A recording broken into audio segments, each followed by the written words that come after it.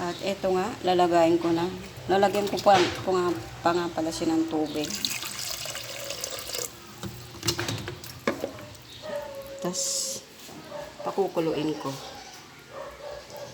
Sasalang ko yun dyan. Nakasaksak na. Ipihitin ko. Yan. Naka-high fire naman. Then, tatakpan ko. Maya-maya, kukulo na yan. Pag kumulo na, medyo yung tuta kasi mahina pa ang digest. Pag digest nila, lalagyan ko ng kanin. Yan, may natira pang kanin. Medyo palalambutin ko rin yung tutong. Siyempre, kumakain din sila ng tutong. Tapos, minsan, ulam nila tuyo.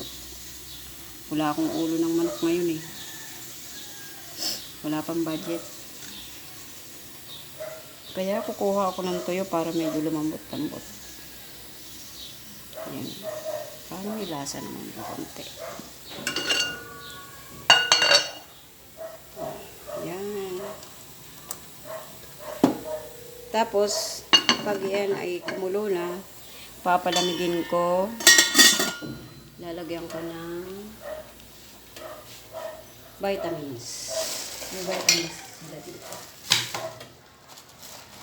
Hindi ko lang makita ang vitamins sila. Nasaan ko ba na itago yun? Ayun. Ito ang vitamins nila. Ito lang ang kanilang vitamins.